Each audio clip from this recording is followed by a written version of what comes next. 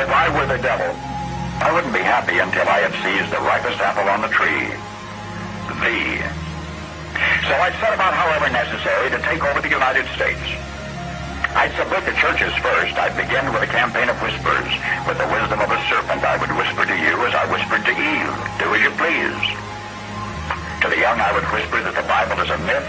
I would convince them that man created God instead of the other way around. I would confide that what's bad is good and what's good is square. And the old, I would teach to pray after me, Our Father, which art in Washington.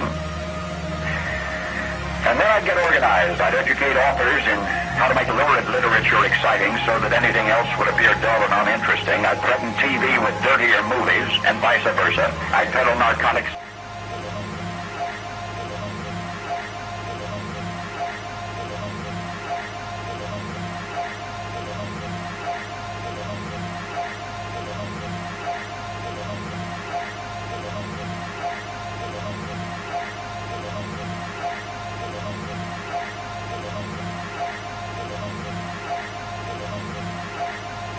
I'd sell alcohol to ladies and gentlemen of distinction.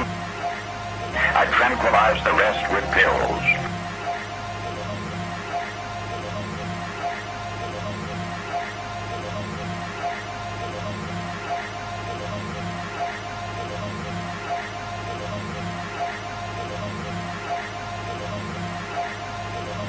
If I were the devil, I'd soon have families at war with themselves, churches at war with themselves,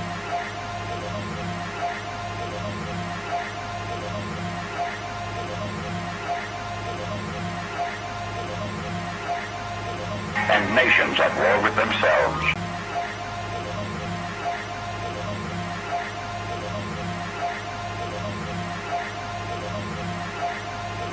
Until each in its turn was consumed, and with promises of higher ratings, I'd have mesmerizing media fanning the flames. If I were the devil, I would encourage schools to refine young intellects, but neglect to discipline emotions. Just let those run wild.